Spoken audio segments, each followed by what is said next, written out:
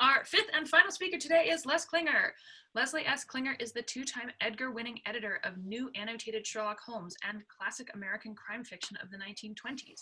He has also edited 2 anthologies of classic mysteries and, with Laurie R. King, 4 anthologies of stories inspired by the Sherlock Holmes canon, with the 5th, In League with Sherlock Holmes, due from Pegasus Books this December. Klinger is the series editor of Library of Congress Crime Classics and a partnership of the Library of Crime, Library of Congress and Poison Pen Press Source Books, and the series editor of the History Biography series of the Baker Street Irregulars Press. A friend tagged him as the world's first consulting Sherlockian, and he has served as a consultant on the 2 Warner Brothers Holmes films, the new Legendary Pictures Enola Holmes, and on many comics, graphic novels, and books. In 2012 to 14, Laurie R. King and Les successfully litigated with the Conan Doyle Estate Limited to establish the copyright rules regarding the characters of Holmes and Watson. Klinger is invested in the Baker Street Irregulars as the Abbey Grange and lives in Malibu, California. Les Klinger will be sharing with us selected materials from a trove of letters between Arthur Conan Doyle and John Watson. Les. Thank you, Erin. It's so this talk today is the base. It's founded on my innate laziness. So rather than write something fresh and original for this program, I decided to read some material that came into my hands instead. So for many years, people have wondered about the meeting of John Watson and Arthur Conan Doyle. How did that happen? How did it come to pass? And how did that partnership evolve? Well, I was very fortunate a few years ago to be handed a trove of letters. And when I went through them, they were incredible. And I'm going to share some of them with you today, not all of them, because some of them really are more biographical data than we need to go into today. But it's a series of letters spanning a long period of time, as you'll see, almost 50 years. The first letter is from 1876. This is a time when John Watson was engaged in studies at the University of London, and he was working in surgery at St. Bartholomew's Hospital. The 17-year-old Arthur Conan Doyle was living at home with his mother and family, preparing to begin his medical education. And we have this letter, 2 Argyle Place Terrace, Edinburgh, dated October 4, 1876. Mr. John Watson, it was a pleasure to meet you last night at the gathering of alumni and new students. I was honored to be introduced to you by your mentors, Dr. Bell and Professor Rutherford, and I eagerly await the chance to hear them speak. Many thanks also for your kind offer to permit me to join you at a lecture in London.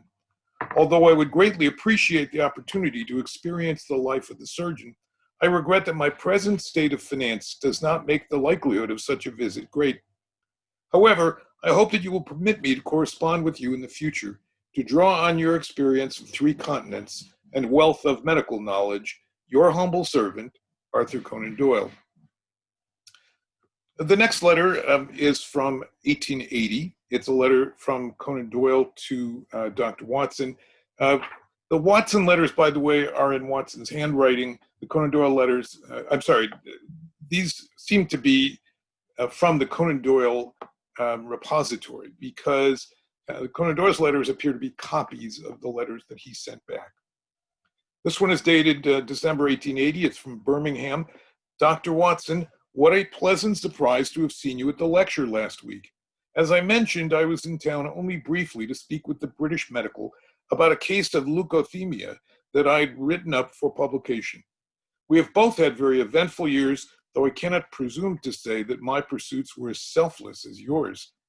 Although my soul longed for glorious adventures, I've had my fill for the moment, and I must say that I'm very happy to be back in harness with Hoare, that being the doctor with whom Conan Doyle was practicing at that time, who is a fine little fellow and a patient master. My writing continues to prosper in a small way, and I think of giving up medicine, but the time is not yet right for that decision. I am hopeful that our paths will cross again soon. With warmest regards, A. Conan Doyle. Well, let me skip ahead a little bit to 1885. So this letter is penned from Baker Street, 221 Baker Street, London, August 1885. My dear Dr. Doyle, news of your great joy has just reached me. I understand that your Miss Hawkins and her mother occupied your premises while you ministered to her brother. While this beginning may seem an unusual basis for a lasting union, in my experience, shared trials often lead to the deepest bounds. I trust that notwithstanding the Hawkins family loss, you have gained a great treasure. With warmest wishes, I'm very sincerely yours, J.H.W. The next letter is from March 1886 from South City. Watson, I am pleased to tell you that I have finally finished working on your manuscript, which is enclosed. I am happy to have been able to help a fellow author.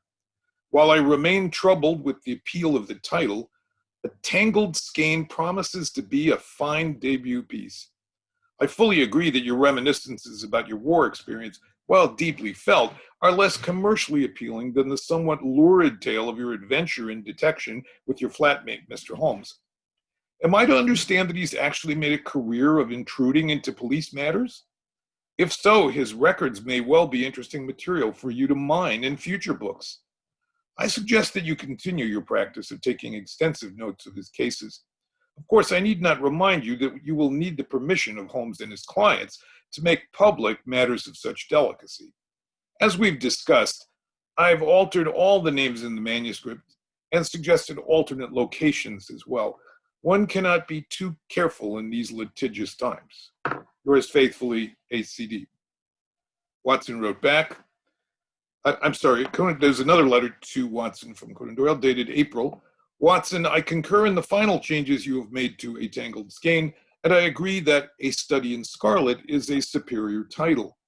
As I promised, I shall immediately send it off to Cornhill, where I am well known. That's the Cornhill magazine. I have high hopes for your work. I have also completed a little book of my own that I began a few years ago. It's titled The Firm of Girdlestone, and I'm sending it as well to Payne. But I expect that your fine tale will find its way into print before its elder stepbrother. It finally came to me that I could go on doing short stories forever and never make headway as an author. What is necessary is that your name should be on the back of a volume. Assert your individuality and get the full credit or discredit of your achievement. I expect that we shall soon be sharing several ancient and cobwebby bottles in celebration. Most sincerely yours, ACD. The next letter is from October, and this is an unpleasant letter. My dear Watson, I have mixed feelings about the news that I must share with you. As promised, I submitted your study to a number of people, and I feel deeply that it deserves a better fate than it has received. James Payne applauded, but found it both too short and too long. Aerosmith received it in May and returned it unread in July. 2 or 3 others sniffed and turned away.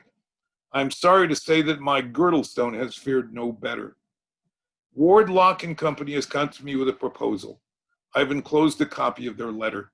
I resent their terming it cheap fiction, and I even more strongly resent their offer of a flat sum of £25 for the copyright. However, the bitterest pill is their condition of publication. They insist that my name appear upon the title page as the author. Their excuse is that while my name has been frequently before the public, yours is unknown. I argued strenuously that this was patently unfair and misleading, but they were unyielding. As your unofficial literary agent, I have felt compelled to report this proffer to you, but I do not urge you to accept it. I feel that with patience, a suitable home for your fine tale will be found. Literature is indeed a difficult oyster to open, my friend. Yours sincerely, ACD. Watson replied on the 31st of October, 1886, My dear Doyle, I have given careful thought to your letter of the 14th inst. While I am heartsick at these repeated disappointments, I see that even this cloud has its silver lining. Holmes has been greatly concerned about the prospect of my book bringing unwanted attention to his career. He believes that I have given an exaggerated view of his scientific methods and unduly tinged my reports with romanticism. He also worries that prospective clients may be dissuaded from consulting with him for fear that accounts of their confidential cases may end up in the press. While I have assured him that you and I carefully bowdlerized my writing, he is relieved that my name may only appear as the narrator. Holmes actually believes that many will gain the impression that he and I are fictional characters. In short, while the Wardlock offer is not very tempting, it is far better than what we have had to date, and I am inclined to accept it. I presume from your letter that you are willing to appear as the author of my little work, and I trust that while its publication may not be a feather in your cap, you do not feel that it will bring you any disrepute. I know that you did not undertake your agency role with any expectation of remuneration. However, in light of the substantial amount of time you expended in reading and criticizing my rough narratives, editing it, copying it over for submission, and seeking out publishers, I insist that you retain half of the sadly meager proceeds. I shall spend my share on that bottle you proposed, and I look forward to the opportunity to share it with you. J.H.W. Well, let's skip ahead a bit now. We skip to May of 1891. This is a letter from Upper Wimpole Street. My dear friend, my condolences on the news of Holmes's accident and my thanks for forwarding the reports. You often spoke of him as the best and wisest man you ever knew, and his passing will undoubtedly leave a large gap in your life. My advice to you is that you throw yourself into your writing. I know that you have many stories of your adventures with Holmes that lie unedited in your notes. If you will take steps to turn them into narrative accounts, I shall do my best to place them. Watt has told me of a new magazine begun by Nunes, he of Titbits, which is interested in shorter works, and this might fit some of the slighter cases in which Holmes was engaged. As you can see, Toohey and I have moved to London. Some days I have high hopes for my practice. On others, I think of abandoning medicine altogether and devoting myself to writing.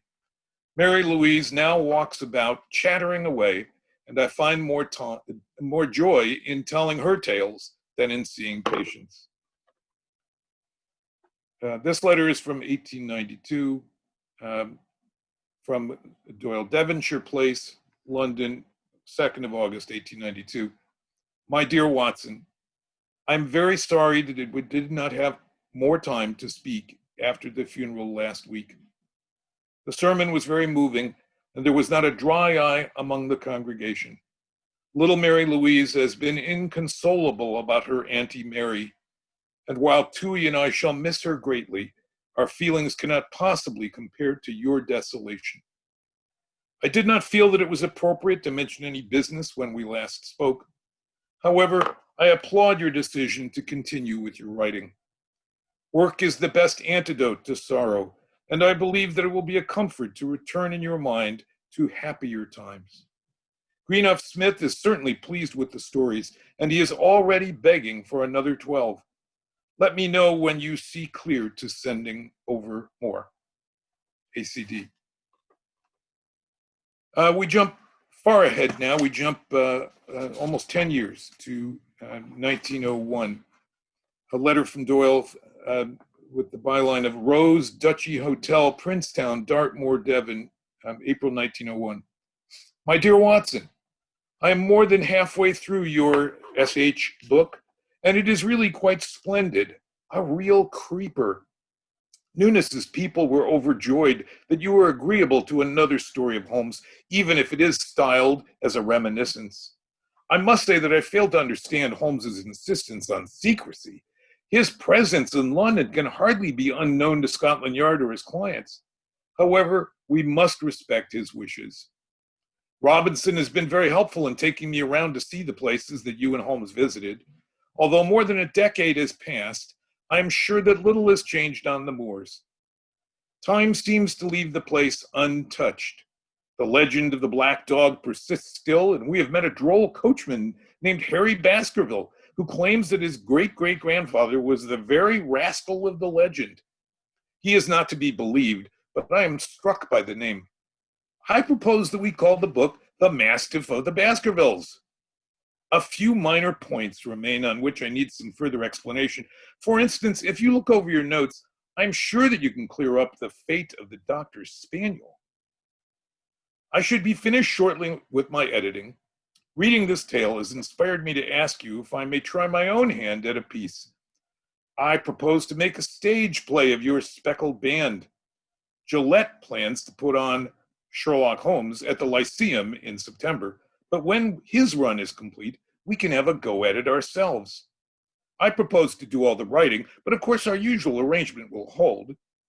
It would be most helpful if you can arrange for your notes on the case to be sent to me.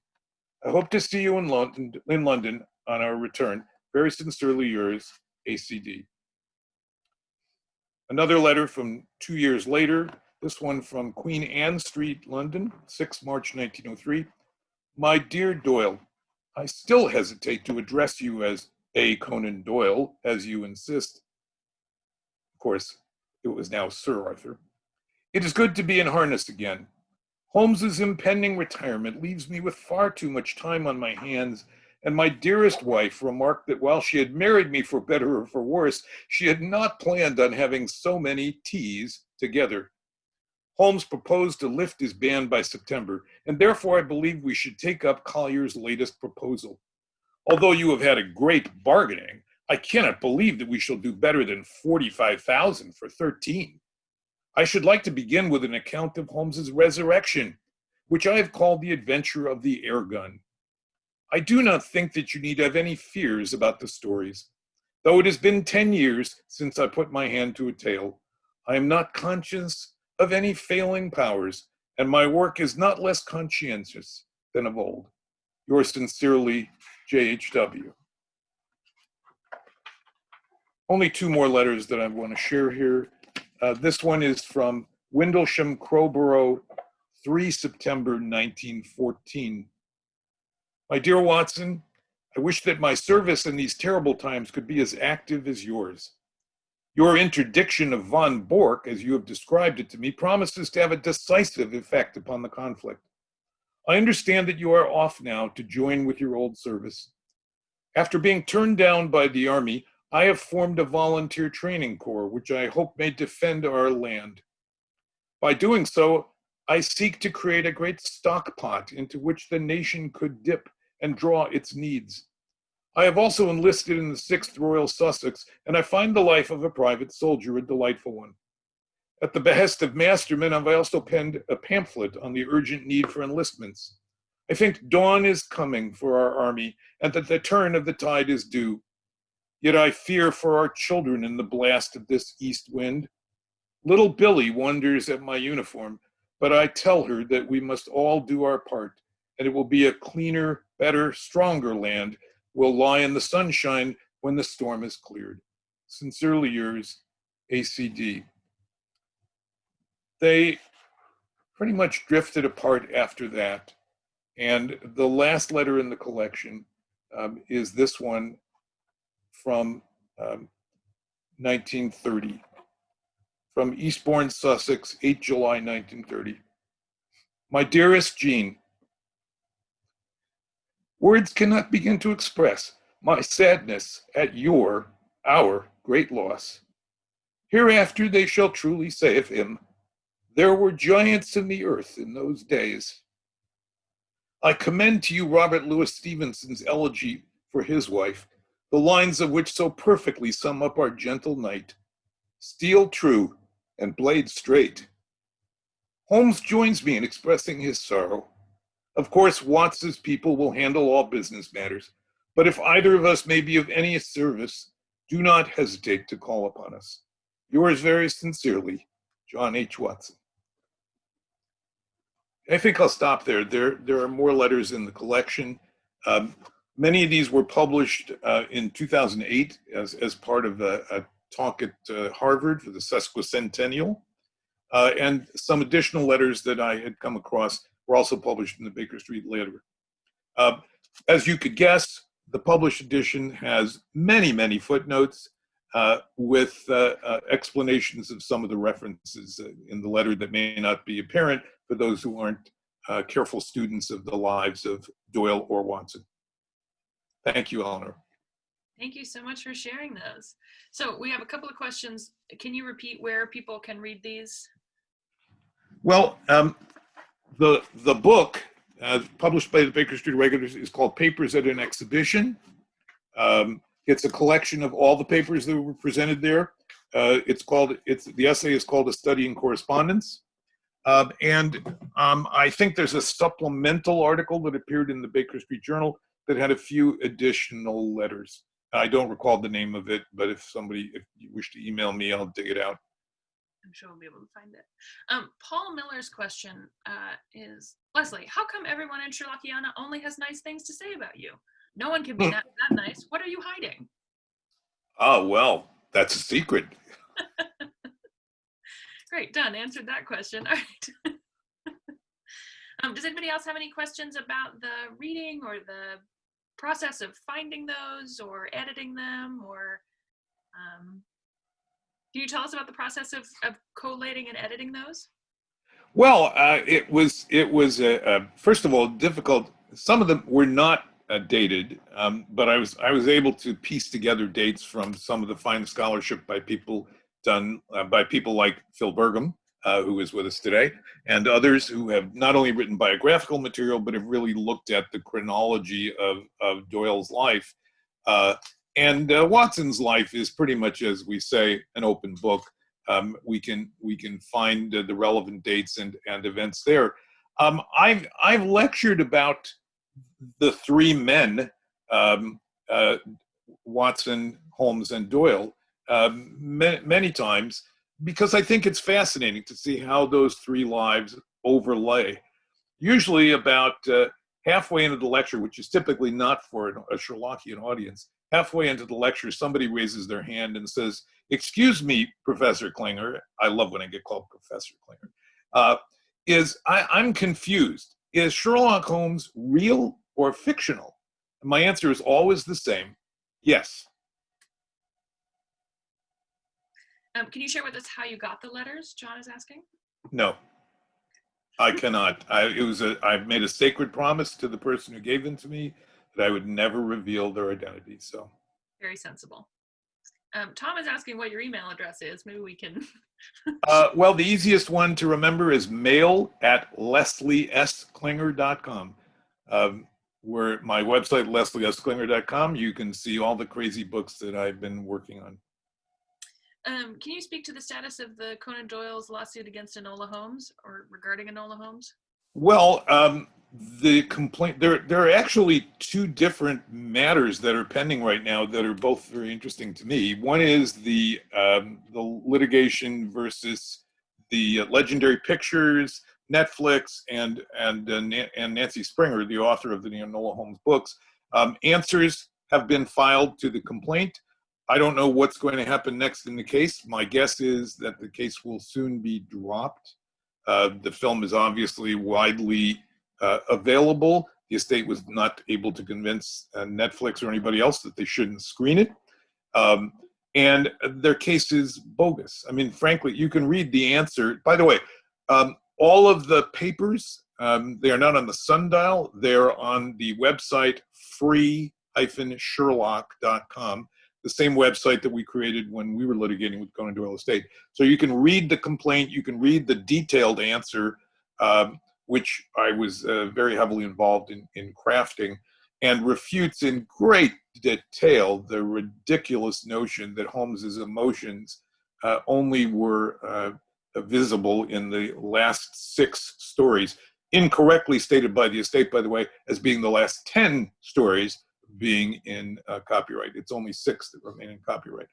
At the same time, there is also an application pending before the U.S. Patent and Trademark Office for a trademark in the name Sherlock Holmes for the categories of films and certain other things, ebooks and so on. And we have filed an opposition to that as well. They previously had filed about a year ago an application for a trademark for books. We filed an opposition, and the estate immediately withdrew their application as soon as we filed our opposition. Hopefully they will take that down soon. The so-called estate is the Conan Doyle Estate Limited. It's a company that is owned by collateral relatives of Sir Arthur. These are the grand nieces and nephews. And John Lollenberg, former Baker Street regular, also has a small ownership interest in the company. Back to your letters. I'm going to redirect. We have an anonymous attendee who asked, are there any plans to publish letters of Bram Stoker? Oh, that would be fascinating. There is, by the way, for those who are not aware of it, there is a letter between Stoker and Conan Doyle that is available publicly, I think, if you search around for it. They did know each other, as did sort of everybody in that small literary circle in London. But no, actually, if you read the footnotes to my annotated Dracula, you will see a good deal about Bram Stoker's involvement in that case. As we all know, that also has been wrongly labeled as fiction.